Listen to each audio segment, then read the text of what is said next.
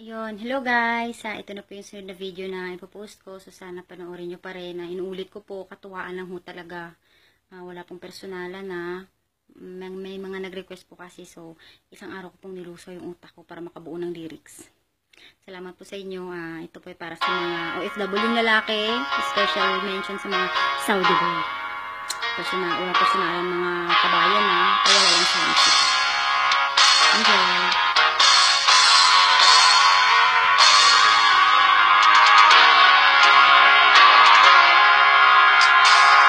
Nag-FR ka sa Facebook ko, agad namang in-accept ko. Okay, sarap mong kausap, kaya't agad sa'yo na in love. Kinikilig ako sa tuwing natatanggap ang message at ang sabi, mahal ko. Kumain ka sa oras at mag-ingat ka sa work pagkat ikaw ay lalabs ko.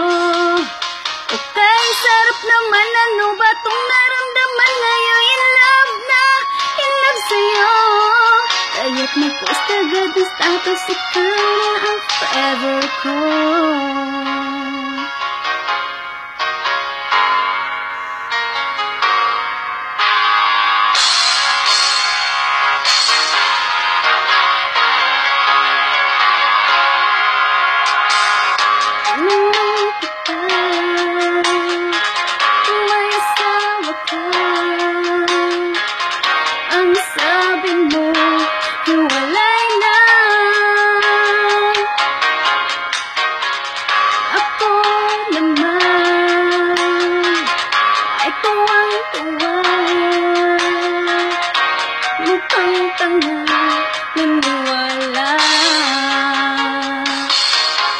Ngunit bigla na lang may isang babae na nag-message at ang sabi, misis mo.